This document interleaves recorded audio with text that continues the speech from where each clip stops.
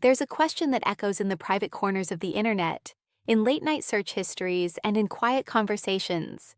It's a question surrounded by myths, anxiety, and a ton of misinformation. What really happens to your body, specifically your prostate, if you masturbate every single day? The whispers you've heard online might suggest it's dangerous, that it can cause damage, inflammation, or worse. The fear-mongering is real. But what does the actual science say? Well, I'm going to tell you the truth today, and I promise you the answer is genuinely shocking, and it is almost certainly not what you have been led to believe. Stick with me because you won't want to miss this. To truly understand the shocking reality, we first need to get acquainted with the key player here, the prostate gland itself. So, what is it? Put simply, the prostate is a small walnut-sized gland that's part of the male reproductive system.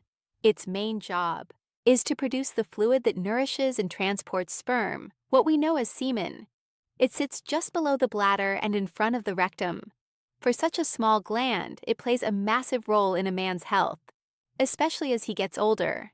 And because it's so important, it's also the source of a lot of anxiety. You've probably heard the claims, the myths that circulate in locker rooms and on internet forums, that frequent masturbation can wear out the prostate, that it can lead to chronic inflammation, a condition known as prostatitis, or the one thing men fear most, that it could somehow increase your risk of prostate cancer. These fears are understandable. Prostate cancer is one of the most common cancers among men, so anything that might affect that risk is taken very seriously. For decades, these fears went largely unchallenged, chalked up to old wives' tales or moral warnings disguised as health advice. But then, researchers at one of the most prestigious universities in the world decided to stop guessing. They decided to put the myths to the test with a massive long-term scientific study, and what they found didn't just challenge the myths, it blew them out of the water completely. It changed the entire conversation about masturbation and prostate health forever. So, what is this shocking secret? What did the science finally reveal? The landmark study I'm talking about comes from a place you've definitely heard of, Harvard University, specifically the Harvard Thorne School of Public Health. And this wasn't some small-time survey. They followed nearly 32,000 men for almost 2 decades, meticulously tracking their lifestyles and health outcomes. One of the key data points they looked at was ejaculation frequency. When they analyzed the data, the results were stunning. They were the very definition of, "You won't believe it, here it is." The study found that men who reported a higher frequency of ejaculation had a significantly lower risk of developing prostate cancer. Let me say that again because it bears repeating. More frequent ejaculation was linked to a lower risk of prostate cancer. The numbers were specific and significant. Men who ejaculated 21 or more times per month had up to a 33% lower risk of getting prostate cancer compared to men who ejaculated only 4 to 7 times per month. This finding is the complete opposite of the old fears. Far from being harmful, the evidence pointed to a powerful protective effect. This wasn't a fluke. The results have been supported by other research, including a major Australian study that found a similar protective link. So the big question is why? How could something so simple have such a profound impact on the health of the prostate gland? Scientists have a few leading theories, and they all make a lot of sense. The first and most popular one is often called the prostate stagnation hypothesis. Think of your prostate's ducts as tiny pipes. The theory suggests that regular ejaculation helps to flush out these pipes. This process clears away old cells, built-up secretions, and potentially harmful substances or carcinogens before they have a chance to linger, cause inflammation, and potentially trigger the cellular changes that lead to cancer. It's essentially a natural cleansing mechanism. The second theory revolves around cellular health. Every time a cell divides, there's a tiny chance of a genetic error, a mutation that could lead to cancer. The hypothesis here is that frequent ejaculation promotes a healthier cycle of cellular turnover.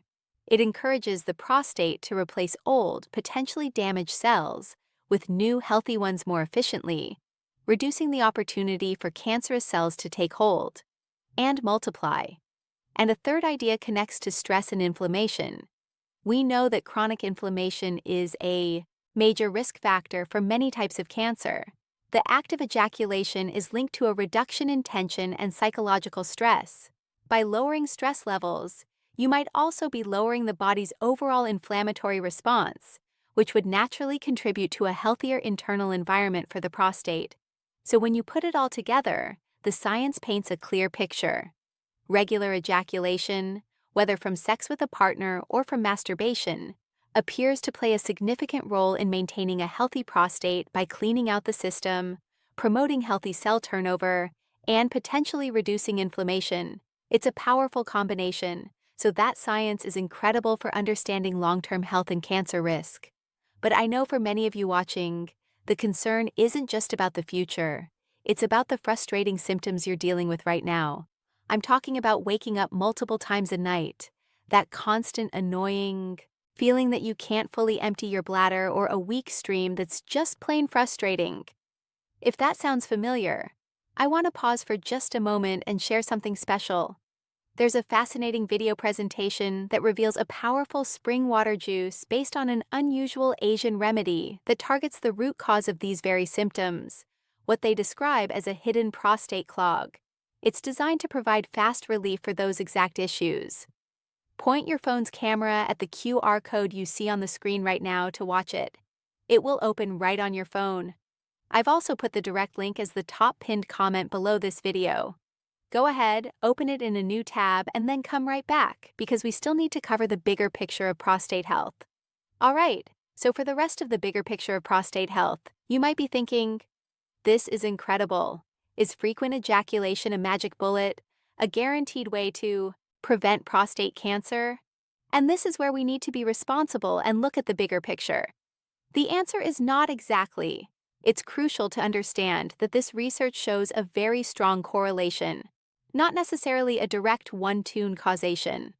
What does that mean? It means that while the link is powerful, there could be other factors involved. For example, it's possible that men who have a higher ejaculation frequency also tend to have other healthier lifestyle habits, and that combination is what leads to the reduced risk. The key takeaway is that ejaculation frequency is likely one important piece of a much larger puzzle when it comes to prostate health. It is not a license to ignore everything else. Think of it as one powerful tool in your toolbox, but you need other tools too. What are they? First, diet is critical. Diets rich in fruits, vegetables, and healthy fats are linked to better prostate health. Foods containing lycopene like tomatoes, watermelon, and grapefruit are particularly beneficial. Green tea and foods rich in omega-3 fatty acids like fish are also great additions. Second, exercise. Regular physical activity helps you maintain a healthy weight, which is hugely important.